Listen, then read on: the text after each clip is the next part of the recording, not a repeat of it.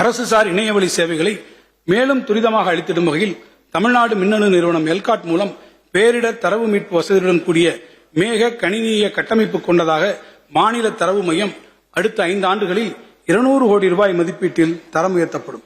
இணைய உலகத்தின் தகவல் பரிமாற்றத்தை மேலும் பரவலாக்கும் வகையில் சென்னை போன்றே கோவை, மதுரை, திருச்சி, சேலம் உள்ளிட்ட அனைத்து மாநகராட்சிகளிலும் 1000 முக்கிய இடங்களில் இலவச வைஃபை சேவைகள் வழங்கப்படும். கடந்த 2000 ஆண்டில் சென்னையில் டைடல் நிறுவனத்தை அமைத்து தமிழ்நாட்டின் தகவல் தொழில்நுட்ப வளர்ச்சிக்கு வித்திட்டவர் நவீன தமிழ்நாட்டின் சிற்பி முத்தமிழறிஞர் கலைஞர் அவர்கள்.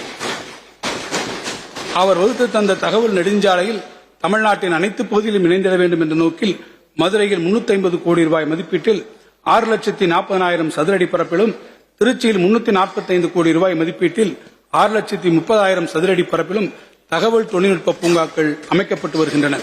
மேலும் தஞ்சாவூர், சேலம், வேலூர், திருப்பூர், தூத்துக்குடி ஆகிய இடங்களில் புதிய தகவல் தொழில்நுட்ப பூங்காக்கள் நியூ டைடல் பார்க்ஸ் அமைக்கப்பட்டு வருகின்றன. இதன் மூலம் 13,000 நபர்களுக்கு வேலைவாய்ப்பு உருவாக்கப்படும். உலக அளவில் அண்மை காலத்தில் பெரும் தாக்கத்தை ஏற்படுத்தியுள்ள புதிய தொழில்நுட்பமான செயற்கை நுண்ணறிவு ஆர்டிபிஷியல் இன்டெலிஜென்ஸ் குறித்தும் அது தமிழ் சமூகத்தின் பல்வேறு தரப்பிலும் ஏற்படுத்தக்கூடிய தாக்கங்கள் குறித்தும் இந்த அரசு கவனமுடன் ஆய்வு செய்து வருகிறது.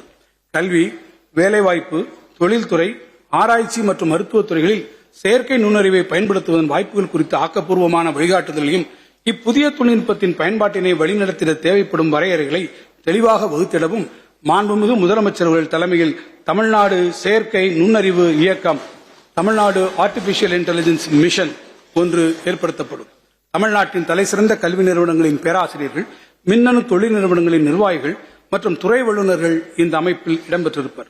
நாட்டிலேயே வேகமாக வளர்ந்து வரும் நகரங்களில் ஒன்றான கோயம்புத்தூரில் தகவல் தொழில்நுட்பம், வாழ்வியல் அறிவியல், விண்வெளி, பொறியியல் துறைகளுக்கான ஆராய்ச்சி மற்றும் மேம்பாடு போன்ற உயர் தொழில்நுட்ப அலுவலகங்களுக்கான தேவை அதிகரித்துக் கொண்டே வருகிறது.